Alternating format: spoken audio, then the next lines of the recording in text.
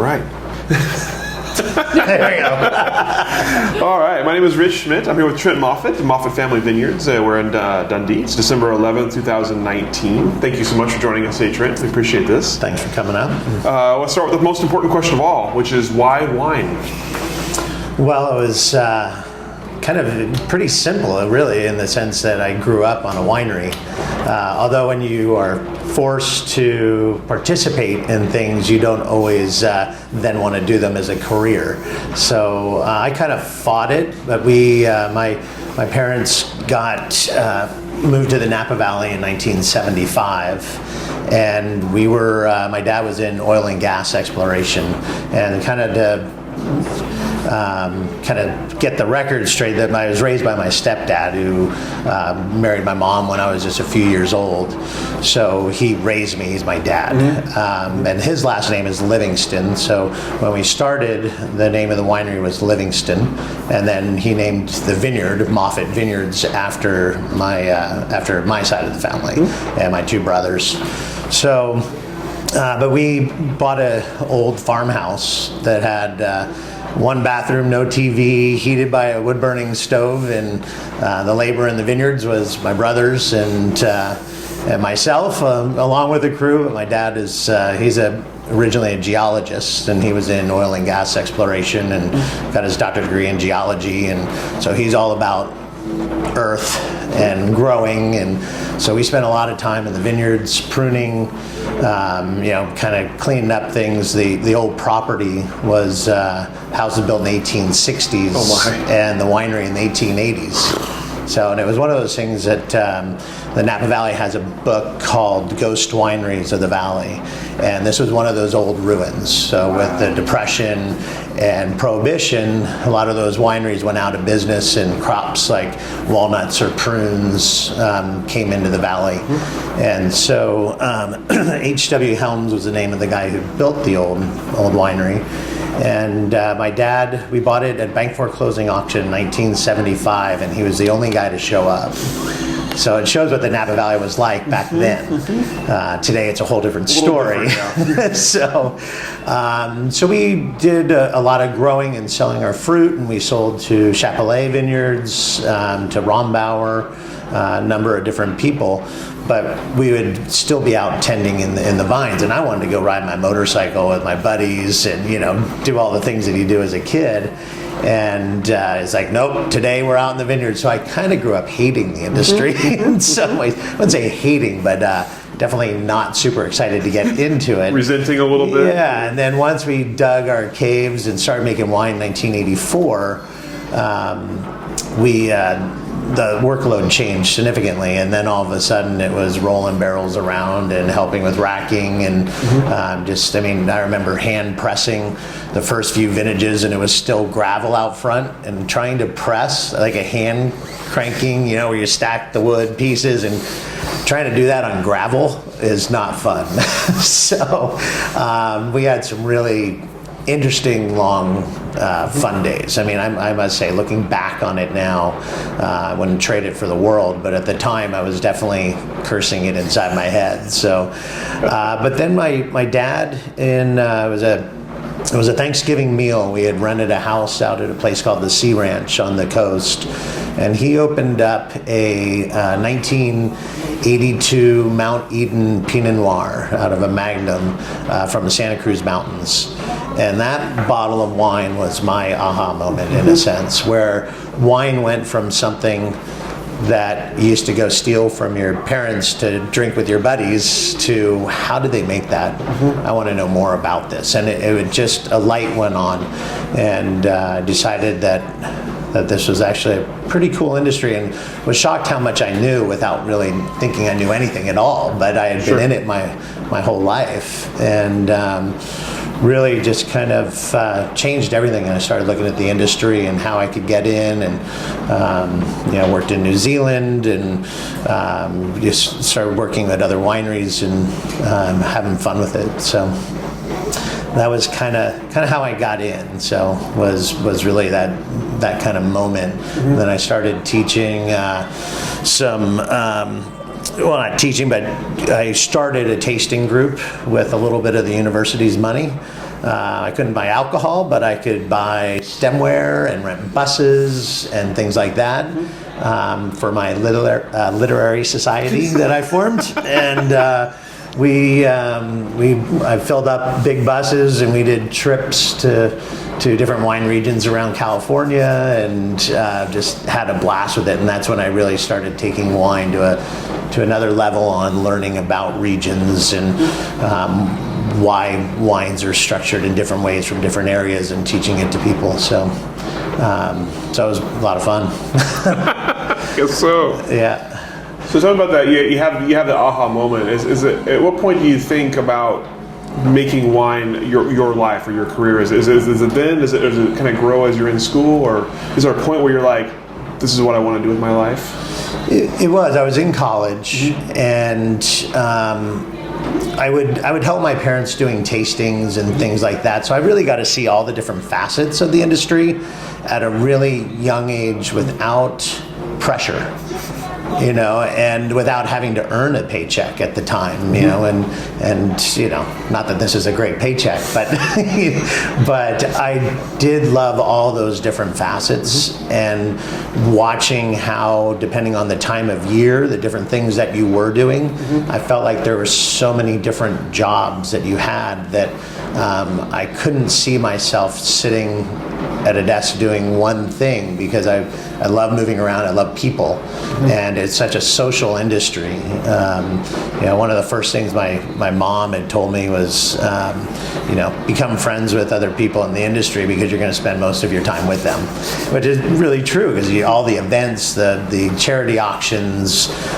traveling with the Napa Valley Vintners Association, and now up here with the Dundee Hills Growers Association. So I think that because of that, being able to make something and then market it and sell it and then enjoy timelines of it, being able to do vertical tastings and look at how things change each year, all those things fascinated me. So I kind of jumped full in after having that kind of a waking moment of wanting to understand how wine was made and what made that bottle of wine in particular stand out to me when I had tons of wine. I mean, so it was, but why was that bottle so important?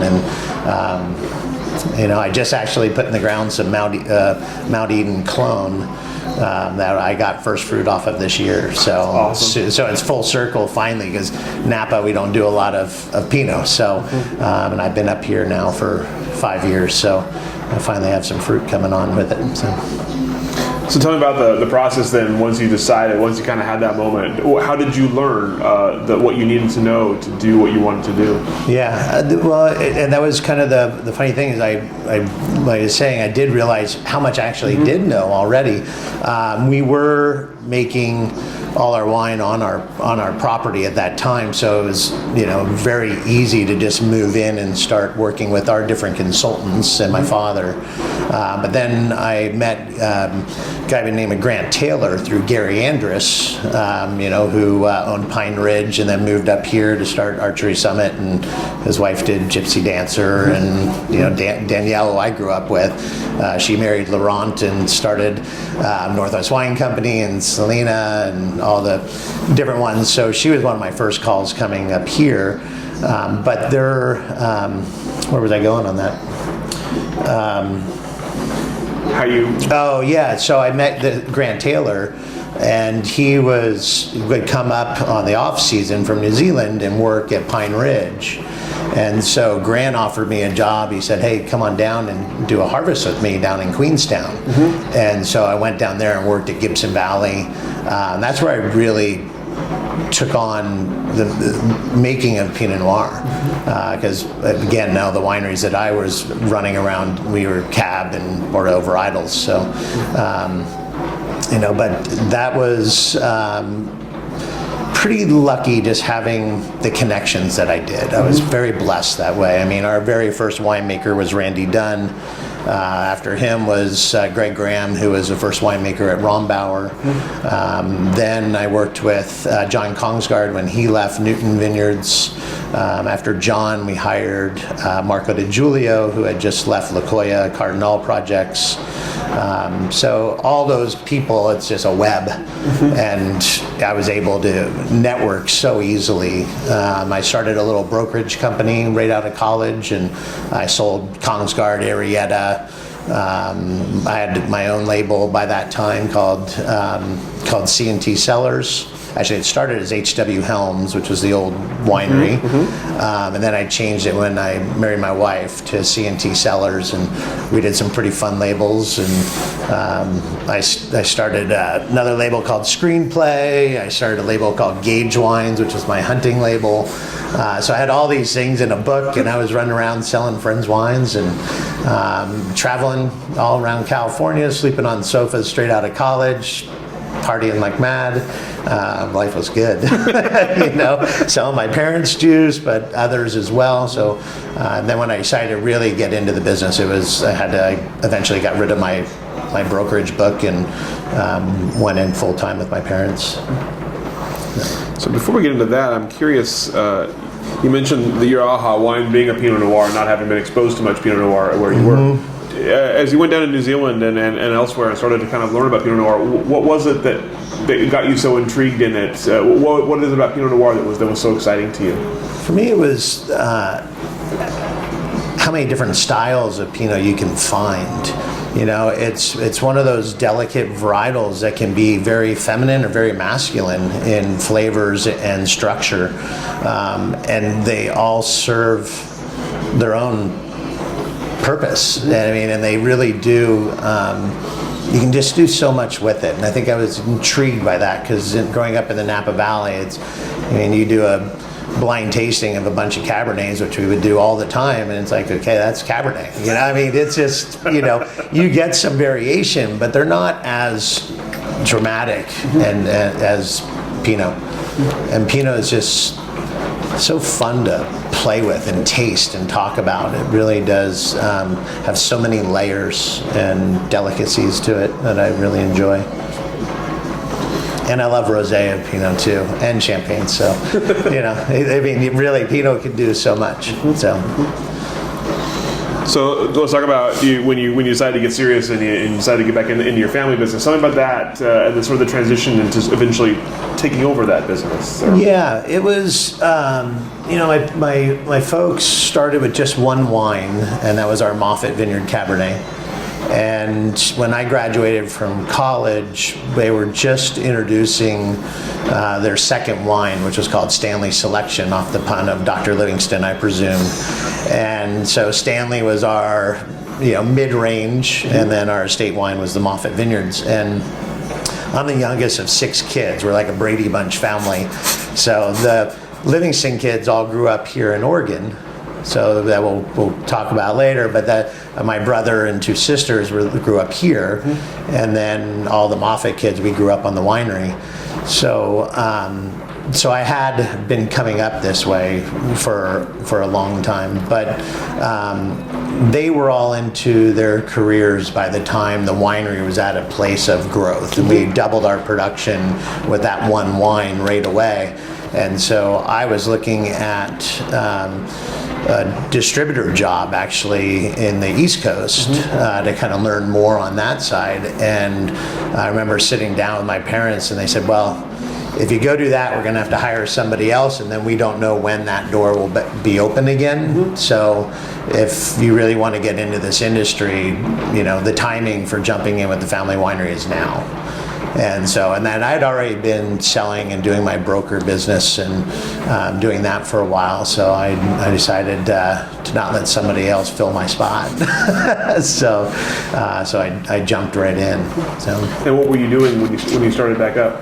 What was your role in the business? It's funny. My brother later joined us, and he was one that wanted to have a title, and we were not title people. I mean, it was just my parents and myself. We had no full-time employees ever. We had our consulting winemaker, and that was our help, and then we had a bookkeeper that would come in a day or two a week. But that was it. So we joked around, and we called my mom the Minister of Finance, because she kind of held the books together. Unless there was a troubled distributor and you wanted somebody really tough to go in and talk to them, you sent my mom. So my mom, she's one tough lady. My dad and I are, we're not nearly as strong as she is when it comes to that. But she really stayed more back. I mean, she did plenty of sales and distributor work as well, but my dad and I kind of divided up the country. We actually sat down and did that because we're like, okay, we're going to double. We need to open up more states. So seeing that he went to Rice for his doctorate, he's like, I'm going to take Texas. And I'm like, well, that's really big. I'm like, I'm going to take both the Carolinas then, and then we just started dividing it up, and we took on, we had a little friendly competition on who could outsell who, and that game lasted for almost 19 years. But we had a lot of fun with it, but then, we would make our schedules, so we were there to rack and to, harvest time. We were there doing all the winemaking and with the help of our consultant, but yeah, no employees. We finally, I want to say it was in the late 90s, we started bringing in an intern, because it started kind of crushing us a little bit. But so there was really every facet. There was, I can't think of one thing that I haven't done. So I mean, it's and I think that's one of the amazing things about this industry, is that story rings through this whole valley and any wine country. Nobody can specifically say, well, I do this. It's like, well, I know that everybody does a little bit more than that. So it's. So eventually, the story ends up with you in Oregon. So I'm curious, this between you going back into the family business and coming here, what were the steps along the way that led you to eventually coming here? Well, they don't all have to do with wine. My parents decided in 2005, and this was basically how it started. We were in the Mare Island warehouse fire. So there's 100 plus wineries or so in that warehouse. We had all our library in there, and we had just bottled our 03 vintage, and put it in there. So we lost 84 through 2003, pretty much everything except for some big bottles and a few cases that were sitting in our kind of shipping locker down at my brother's house. And at that same time, we were back in a little battle with Gallo over the use of the name Livingston. So they started in the 50s, I think it was. They had Livingston Cream Sherry. And then they changed their jug wines from Ernest and Julio Gallo to Livingston Cellars. And at that time, they called us up and said, we don't want you using the name Livingston anymore. And we had approached them back in the early 80s, my dad did. And they were like, yeah, it's fine, but they wouldn't really sign any paperwork for that. So in the 96 vintage, so it must have been a couple years after that, so it was probably in 98 or so, they had us change our name from Livingston to Livingston Moffett. And so the Moffett went from the vineyard now up to the name of the wines, and then we changed it to Estate Rutherford versus having Moffett on there twice.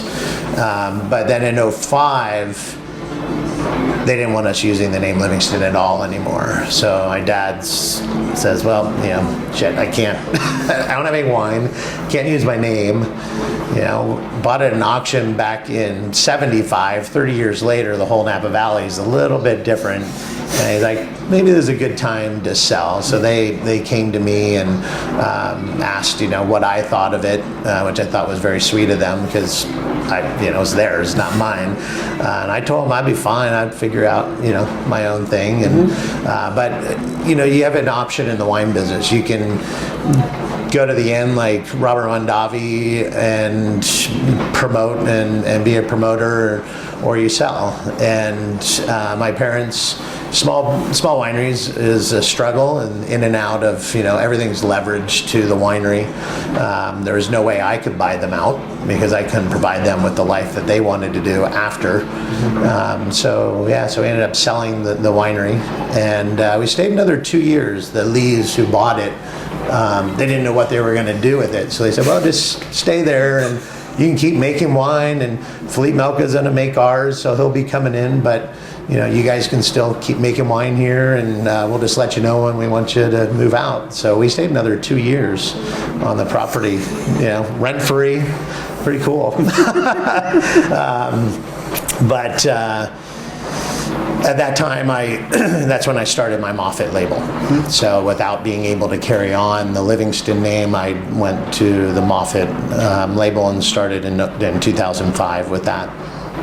So, and then with that, I bought some land up on Hell Mountain. It was a 20-acre parcel, and cleared, planted a little over 3 acres of it, and was hoping to put a winery permit on it. And I jointly bought it with my folks. They helped with it. And then we were either going to sell that and use that as a stepping stone to get the land that I would need for a winery. But through that process, dealing with the Napa Valley and California, the regulations, looking at the costs, watching fruit prices go from $4,800 a ton to $12,000 a ton. My old property sold in the 14 vintage at $10,500 a ton. And the old formula, that would have to be basically a $150 bottle of wine. I've never been comfortable with those kind of price points. I'm not a big fan of super expensive wines. I just, my family never hit the $100 mark, and we're actually proud of that. I mean, it wasn't a goal to get to be the most expensive wine. It was to make really nice wine for people. So, so I talked to my dad and said, how'd you do it? He's like, well, the Napa Valley was different in '75. You got to look somewhere else, and see what you can do. And seeing that I had family up here, which I'm very close to, wasn't a huge leap. My wife and I actually came up here for only 36 hours. My parents were watching the kids. I don't think they had any clue we were looking at houses, honestly, because my mom was pissed. I mean, I have been getting coal in my stocking for ever since, and oh man, I remember her making a list one day, and she was weeping, and I said, Mom, what's wrong? What's going on? She's like, I'm making a list of all the things that went wrong this year, and you're at the top of the list, I'm like, oh my God, I'm so sorry, and she comes up a lot, and we embrace her, and my dad's a little more like a guy, just not as emotional about it, but I took her 3 young little grandkids, even though they're 13, 14, 15, or 16. She has 16 grandchildren, but still mine are really young, and all the other ones are getting married. So she was really, really involved, and we lived about a mile away from each other on Hell Mountain, and so that was hard, but we were here for real quick, and found my wife never even saw the house until the final inspections. So I found, she's like, well, they're going to this school, and you go find your house and your land, and we'll go from there. So, but I needed somewhere where I could do it on my own without looking for investors. So what were you looking for, and what did you eventually find when it came? What did you have in mind for your property? Well, I needed to be in the Sherwood School District, so that was very important to my wife. And I needed the right exposure and soil, so I hired a guy. Oh gosh, what's his first name?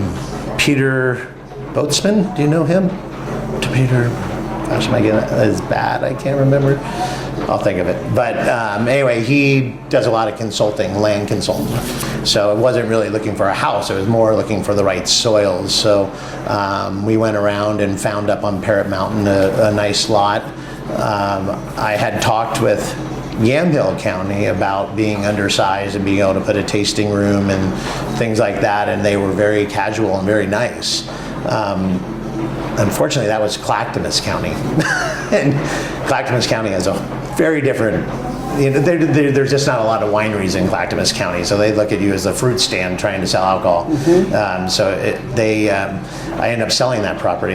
We moved into town, and and I found enough leased land around here to keep my vineyards all going. So, but that's what I was looking for, and we found a great parcel that we just I never had to plant it, which was great. I did that in Howe Mountain, and my parents made that look fun and easy, but it's brutal and it sucks. Just writing checks for 7 years, waiting for, to sell your first bottle of wine. I mean, that's what for Howe Mountain Cab. It was, you got your 3.5 years with the fruit, and that first fruit isn't anything super special. But then you do over 2 years in barrel. I usually do about 2.5, and then bottle for a year. I think by the time I released my 09 Hell Mountain, I had consumed like 10% of it. So it was like, business 101. I failed. But yeah, I wasn't super excited to jump back into planting a vineyard. And so I lease the Terra Rosa vineyard here. I have another one in the Chehalem Mountains with a lot of different clones that we got going there. It was hooking up with Sterling Fox, if you know Sterling. He is amazing, and he now farms every vineyard that I'm in. So I really trust him. So. You keep looking at my shoulder. Do I have a bug here? You have a bug. Sorry, bug lovers. So what kind of vineyards were you looking for? Do you have an idea when you're talking about soil types? What did you want out of a vineyard you were going to work with? Yeah, I wanted to learn why all the sub-appellations were defined. And so for me, the most important thing was to go find vineyards in all these different AVAs, and then to work with them and try to figure out what spoke to me and which areas I wanted to work with, in which I fell in love really with them all. They're very unique. So I have the Dundee Hills, Chehalem, I have Yamhill, Carlton, and the Old Amity. So great diversity, and treat them in the beginning. You're trying extended macerations, cold soaks, all these different formulas, all the we were playing with a bunch of whole cluster, different percentages with each site. So my vineyard designated wines were really small in the beginning because I was trying to find what was speaking to me with that site and what I wanted to produce from it. But I needed to try all these things, so I made a reserve bottling, which I'm not a big fan of the name reserve. And then I had a Willamette bottling for all those to kind of go into.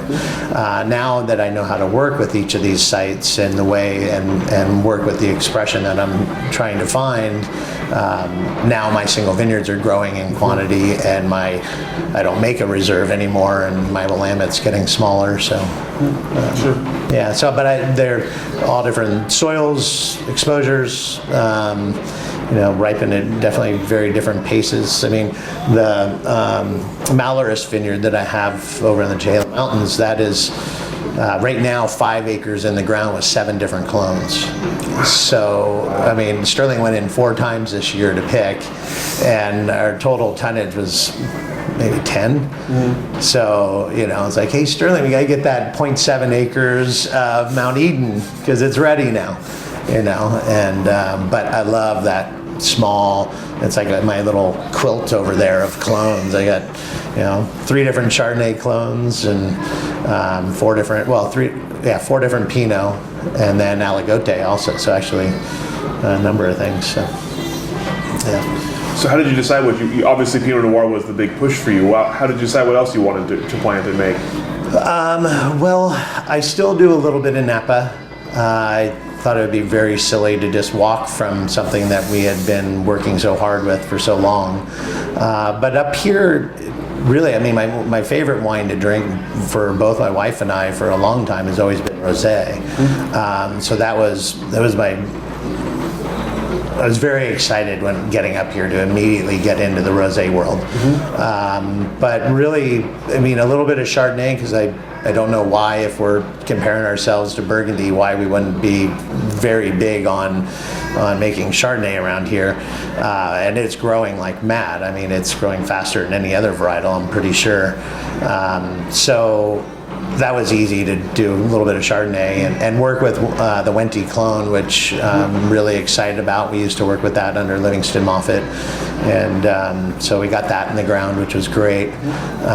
So yeah, but really 7 different Pinots or so right now. So it's Pinot heavy, you know, very Pinot heavy. People get up here, and this is my first tasting room that wasn't my home ever.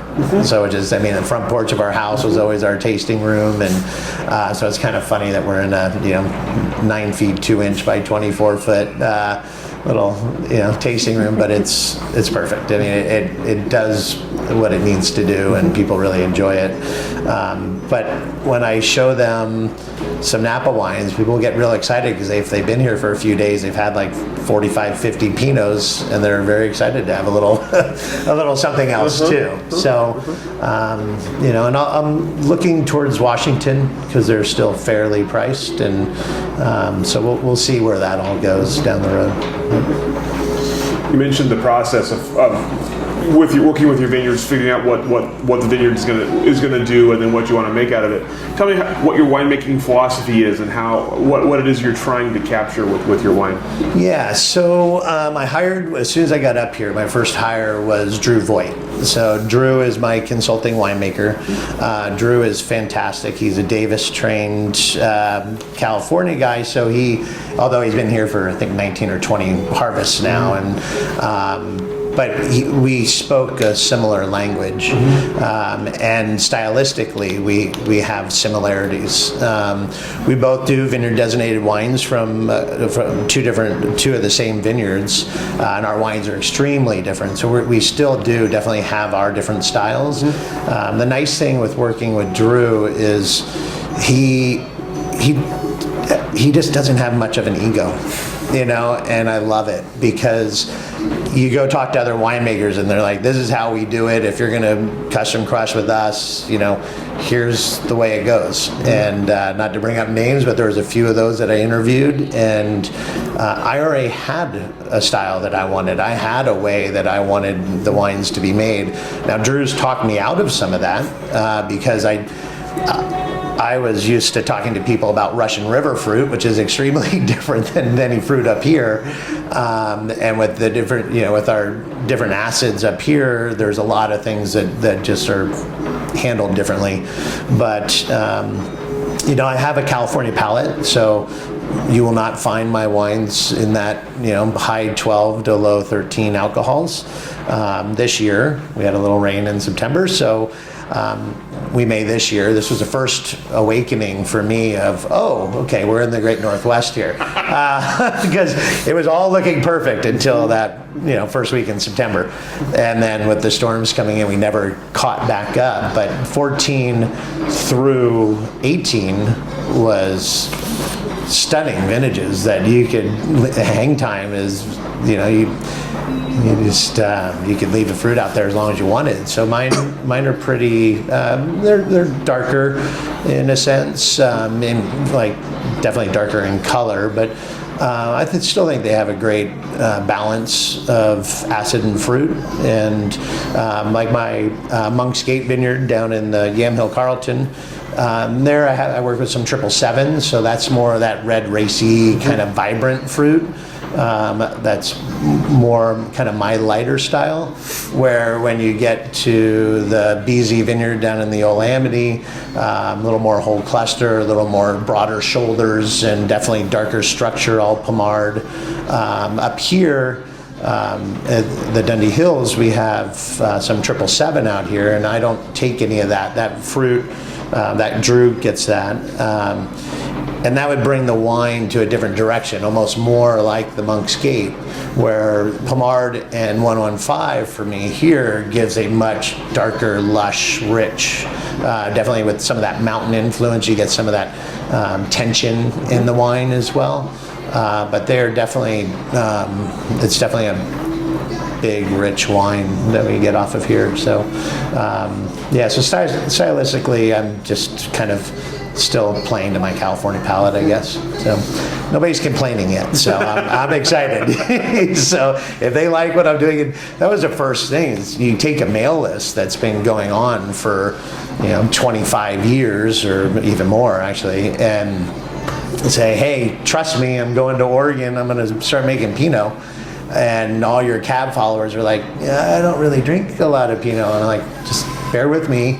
And I sent them the Eola Amity Hills. The Beezy Vineyard is the first one with a fair amount of whole cluster. And I converted people. So I've had very few people fall off of my wine club. And so my retention of my customers has been fantastic. So we get more people drinking Oregon, Absolutely. So, yeah. So tell me about your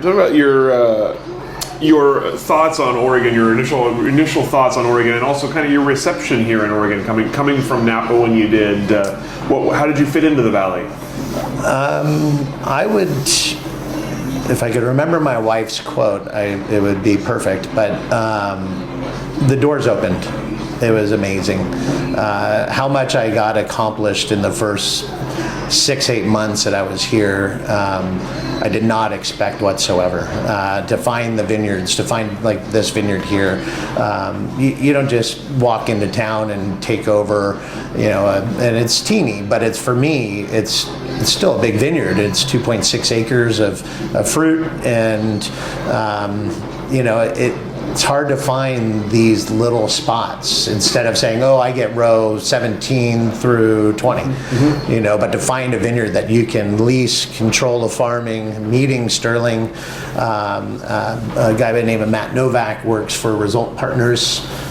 He's with the Spotswood family in St. Helena, and my mom, one of my mom's best friend, Mary Novak, who sadly passed away about a year ago, but she started Spotswood. And so he was up here, so contacting him, knowing Danielle Andrus, and then getting to meet Laurent through her was a nice door that kind of opened up. Drew, I found pretty quickly, and he had connections to a lot of vineyards, and he was the one who introduced me to Sterling. So it was just remarkable. Result Partners had just let go of Monk's Gate. They were farming all that fruit, and it was all going to Laurent. So Laurent told me, oh, well, that's available. And they're switching growers, and so that was a nice in there. So it was pretty fun, So it was more than like, okay, I just got to learn. I got to go taste. I just, got to go to, Patty Green and do the 19 barrel tastings, and taste through all that and start learning about clones and the vineyards and locations, and But yeah, so that I would say, everybody said change your license plate as soon as you get up there. When you get up there, get that California license plate off. I think I met more Californians than Oregonians in this business when I first moved up here. It took me like a year and a traffic ticket to get me to change my license plate. Like the police officer reminded me that I only had 3 months to do it, and I was already here like a year. So yeah, it was very open arms. So wine-wise, that was the bigger challenge.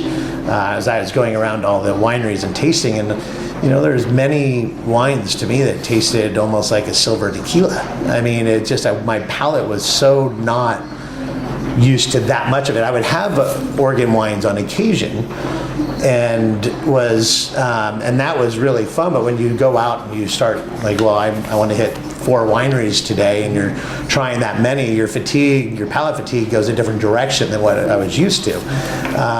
So that was really an interesting just something I didn't expect, I guess, is that, in the beginning I was finding all these wines and I'm like, why are they doing that? And then watching a harvest go through and watching a vineyard right next to the one that I'm at pick 2.5 weeks before I pick. Like, at first I thought they were doing sparkling wine or something. I didn't know what they were doing, why they were picking. So it was really fascinating to kind of really dig in, because I wasn't paying that kind of, I didn't have that kind of focus on the industry up here because I was just a consumer. So then you come up and you really start digging into the meat of it all. And you start realizing, again, playing back to how you can make Pinot. My very first year, I do a wine called Concepts, and I've been doing it for a long time. I think my first concept was making Syrah with and without Viognier as a co-ferment, and showing people, because we always co-fermented, and people would always ask why, and I said, well, I guess the best thing to do is to show you. So I would do a barrel of each and show and do my concept shipment. The first one I did up here was with the Monk's Gate Vineyard, and I went in and picked in early September a ton of fruit, and then went back in and picked the rest of it it was a month and a day later. Oh, jeez. So, because what if Mother Nature did come in? What do you make? How do you make it? How's it done? Wow. So we did an early and a late pick, and it was fascinating. When I sent it out, the response was amazing. And some people love the late, some love the early. I mean, it's really, with food, the early pick was, I think, people's favorite. And if they were just sitting on their porch, they would like the late pick, So, yeah, it's pretty fun. So I've done a lot of those single barrel bottlings just on developing ideas and showing people what I'm doing and what I'm trying to learn in the process as well, and why I like what I'm doing versus the other style. So sure. Yeah. So tell me a little bit. I'm curious in your personal experience, your personal perspective, the difference between the California industry that you were working in and aware of and left, and the Oregon industry that you came into. How are they similar? How are they different? Is anybody in Napa going to watch this, or is this? I mean, if they find us, they're more than welcome to watch. No, I'm playing. I feel like the industry here, it's developing very fast, but it definitely felt when I first moved here more like the industry I remember falling in love with. The industry that I left, I really would have a hard time saying that about it. Too much money, too much, got a little too cutthroat, a little like, look at me kind of thing. People trying to create images, whether you're wearing I mean, you have all the classics, like, say, Mike Gergich. Well, he always wears his beret, and that's him. But he did that long time ago, and that's perfectly great, and that works for him. People are trying to do that, like, wearing an ascot in the middle of summer, or whatever it is, and it just changed. I remember having an intern work with us that then later got in the business and found good backing, and I was really excited for him that he was starting his own winery, and I used to send him all these people, that would come up and like, oh, where are you going? I'm like, oh, you got to go down here, and they're new, but he's fantastic, and worked with us for a couple harvests, and I ran into that person later, and I'm like, gosh, you haven't really sent anybody up, are you getting all those people I'm sending down? And so he's like, yeah, well, I kind of have a marketing group, and we only refer to each other, and we're trying to create our own image, and I was just like, it's just put a bad taste in my mouth, to put it politely. And there was a lot of that going on, and it just didn't feel sincere, communal. All the things that I loved about the industry, I felt were kind of disappearing. So, but you find that here around every corner. We do have big corporate moving in, and which I think we need. Honestly, I probably have a different viewpoint than a lot of the people that have been here a long time on that. I think that this industry the Oregon industry needs help, and we can't just all be the small producer with our handful of customers. We need, when I go to North Carolina and I open up a wine list and I see 4 Oregon Pinots and still see 24 California ones, for me, that's an issue that we need to conquer. And the best way to do that is to have some of these deep pocket marketing hand kind of wineries come in here and that have those distribution channels that will get more exposure to our state and what we do. So I'm not afraid of it. I just hope it doesn't happen too quickly. I think it would be nice if it was a slow process, but with Kendall Jackson and Silver Oak and Nibam Coppola, different French companies coming in, it's happening pretty quickly right now. So, and the fires and the lack of water, and that's probably not helping. No. So, not at all. Yep. I mean, I just had another friend from down there that owns a nice winery in Napa call me this weekend. He's like, "Hey, are you around for a tasting?" But I was at a basketball tournament, but I'm like, "What are you doing here?" He's like, "Oh, I'm seeing a friend, but I'm looking at some land." And, so nobody vacations here in December intentionally. So. Yeah, exactly, exactly. Interesting. So, but I think we're in a really good place. But I think there's some rocky roads ahead here. Just with a lot of, you look around. Napa's full. You can't go cut down trees and open up hillsides and put more vineyard in. But here you look like, oh, that would be a good vineyard site. Oh, that would be a good vineyard. It's everywhere, So we can overplant, which hopefully we're not to that point, but we need more distribution to make sure that we're not. So. Well, while we're on the topic, what do you see as you look ahead for Oregon? Then what are you predicting? What are you hoping? What are you maybe concerned about as you look ahead for? Well, that's my biggest concern. This seeing people. Yeah, sorry, elder bugs. Oh, good. That's warming. That's warming here. They found us. They're all but I'm worried about the overplanting of it all, and I think it's really it just would be easy to do, and so I don't know where we have a lot of good data in Napa, and we're starting to get more of it here, but how backlogged are people, and things like that. So I'm going to turn this heat down a little bit. Okay.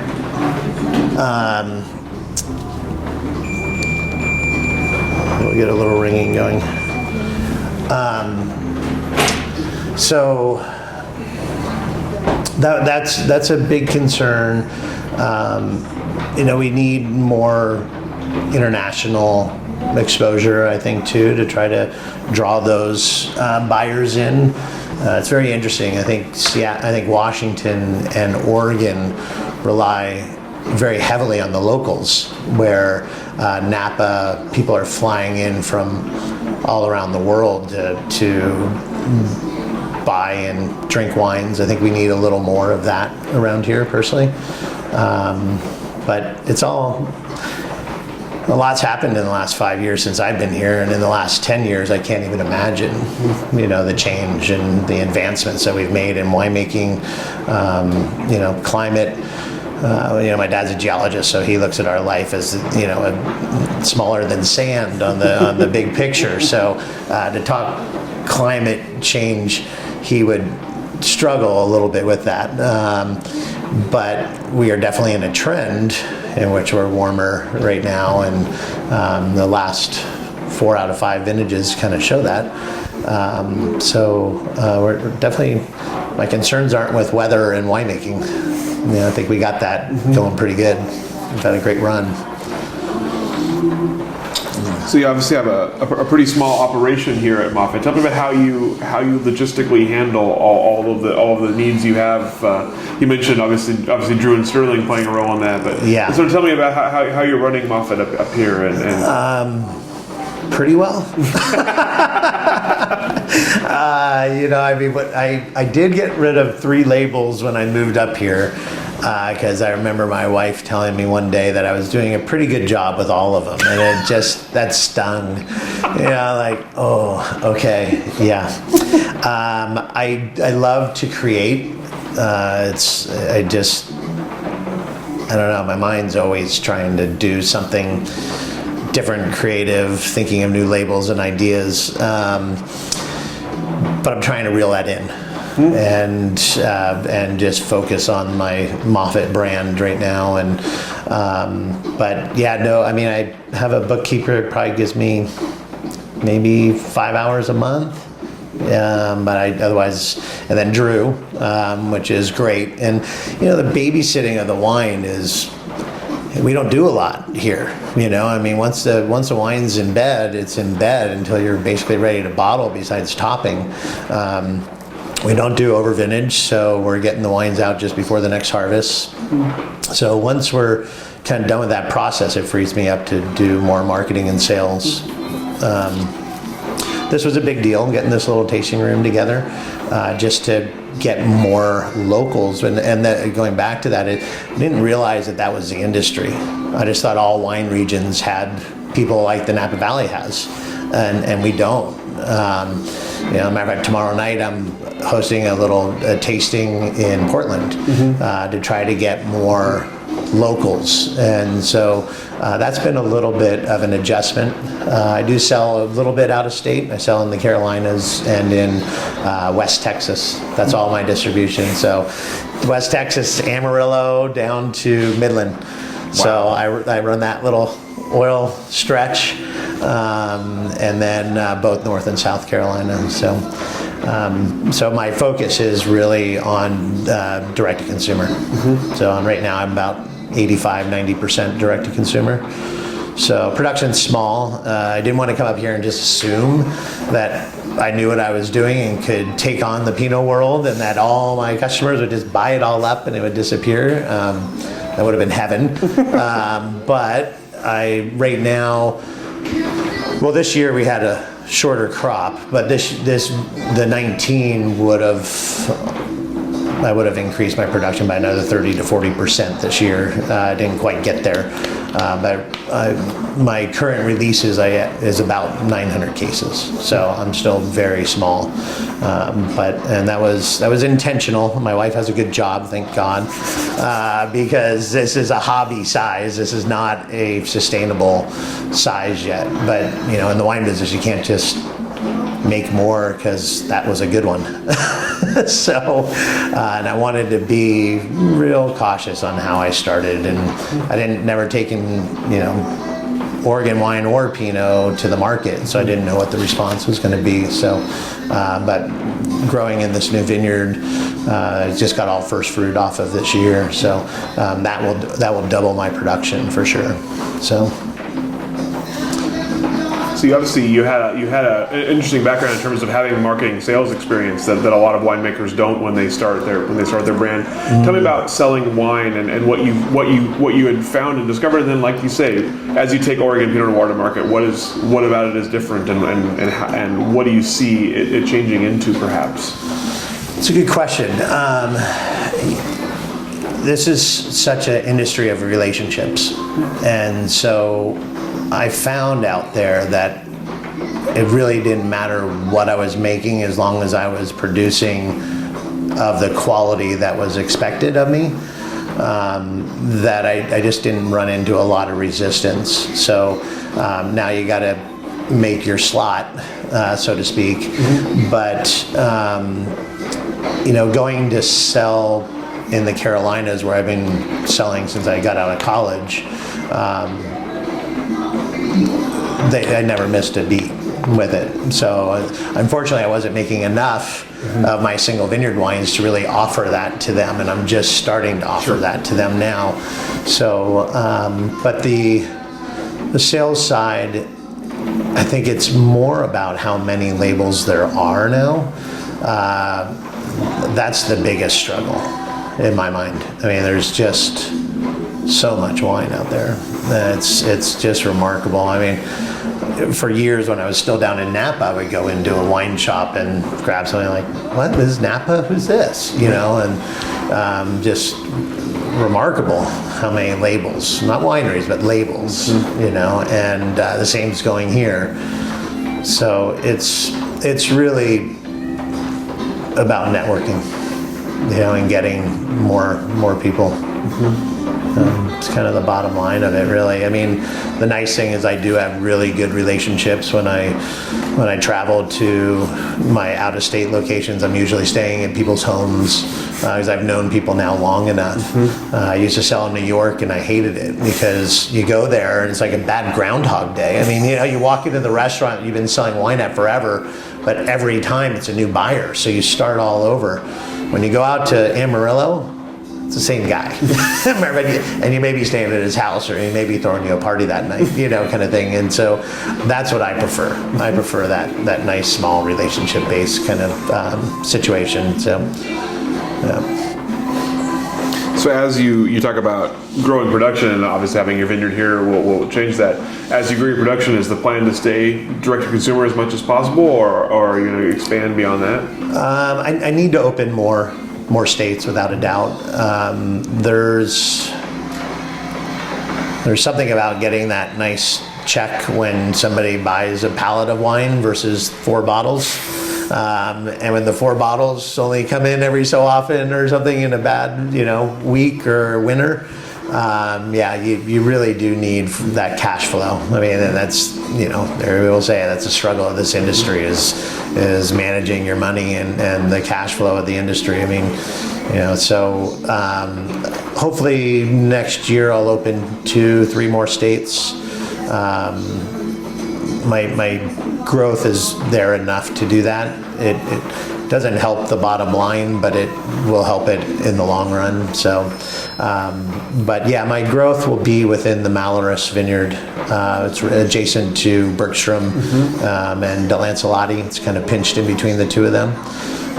Beautiful site. And then just having all that diversity in one spot will be really fun. So it lends itself to the direct-to-consumer, where, you know, going in and doing one big site and making one wine really doesn't lend itself to the direct-to-consumer kind of setup. So, so, you know, have a lot of different labels, but they're all still Moffett. That's the key.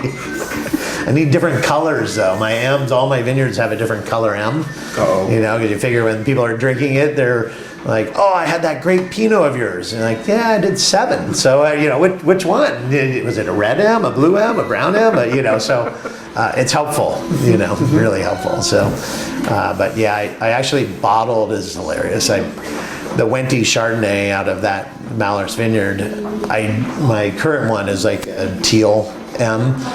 And I couldn't come up with a color, and I have all these different colored ones. I never made a decision, but I had to bottle it because I wanted to preserve the freshness of it. The Wente clone's real tropical. It's really a fascinating clone, where the Dijons are more of your melon and citrus, but the Wente with those chicks and hens, those little small berries, get real tropical pineapple, banana, those kind of components. So I need to bottle it. So it has a back label, but it has no front label on it right now. So I'm gonna have to hand label the first vintage because I couldn't make my mind up on what color to do it. So, which I still haven't. So, kicking myself. But at some point, you'll wake up in the middle of the night and you'll know the color it's supposed to be. Yeah. So, if someone came to you and said they wanted to join the Oregon wine industry, what would your words of wisdom be? What would you tell them? Well, I think it's kind of rings through going all the way back. Start with the vineyard. You know, I think I've talked more people out of getting into the wine business than I have, or not getting into it than getting into it. You gotta love it. You really gotta love it. And if you do, then come right on in, and I will introduce you to everybody. I will pay it forward, because it has been definitely that way with me. And I've done that. I mean, it's a great story. Tim Duncan with Silver Oak, when I first got started and graduated from school, I called him up. We used to go to Dead shows together, and I called him up and I said, hey, I'm going to be helping my parents out. I'm selling in California. Can you help me with any leads? Or let's have lunch. So we go out and meet up with him at lunch, and he shows up with this thick binder of accounts, and they're listed A through C on how their payments are and the volume that they do, and then broken from restaurant to retail. And he starts going through, and I'm taking it. He's like, you don't need to take notes. This is your copy. All the contacts, phone numbers, everything. Unbelievable. Wow. And here I'm jumping into my parents' winery with 2 Cabernets. Silver Oak is 2 Cabernets. Our price points were about the same at the time, but obviously we weren't a threat.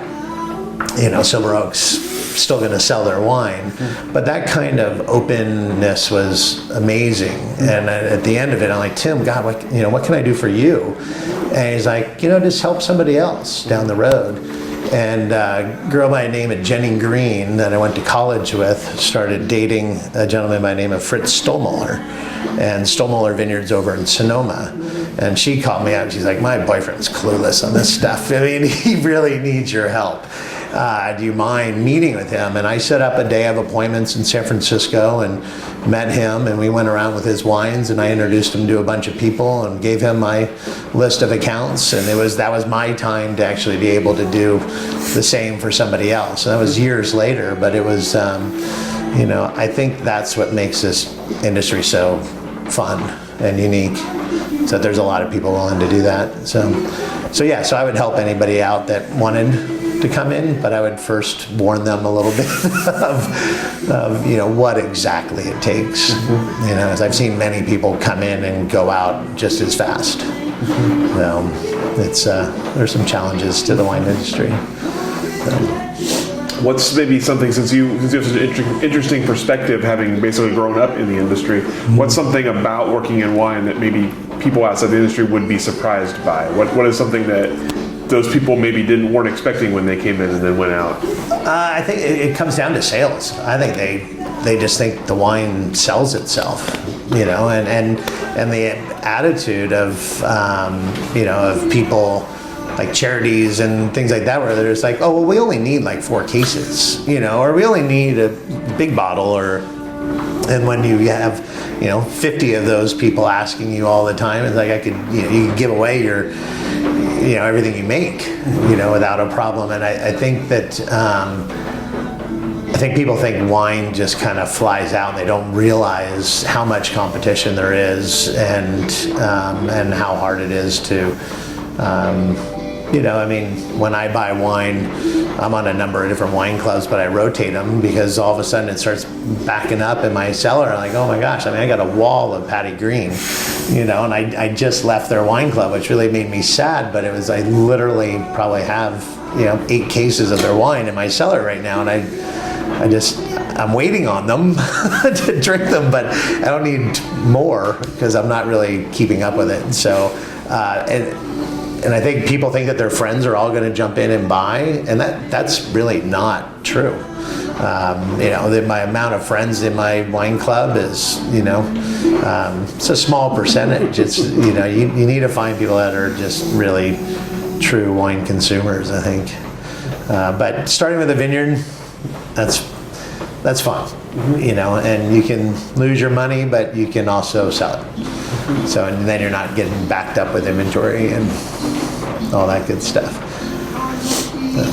So as you look back, is there what are you proudest of in your time in the wine industry? What's something that an accomplishment you're proudest of? I guess it's really probably the relationships that I've made, and then I've been around a pretty long time now. So, it's funny, when your parents are still alive, you're always the kid. So I still feel like a kid, but I'm 50, and I jumped into this business professionally when I was 22. So I've done this longer than over half my life. And I've watched a lot of people start and crumble or sell or do whatever. Moving up here was a shot in the arm for me. It got me completely rejuvenated into the industry. It's been really exciting, scary, just kind of turning on all your senses, and I guess I'm proud that I still love what I do, really. There was definitely a phase in Napa where I was selling widgets, and it just got to sales because we were growing and got bigger, and with the economy crash and things got tough. But that was the only time I think I ever felt like, oh my God, what am I doing? But I really haven't felt that way at all. And here I'm still looking. There's so much more to do still. And I have to wait for the next harvest, and I don't have enough play tools, where like somebody like Drew, where you have a lot of different customers and is getting fruit from all over, and but I'm still so small that there's only so many things you can try each year and do, and more fruit and clones. I'm still trying to hunt down a few different clones, and so yeah, that's fun, I love that side of it. That's all the questions that I have for you today. Is there anything I didn't ask that I should have asked? Anything we didn't cover that we should have covered?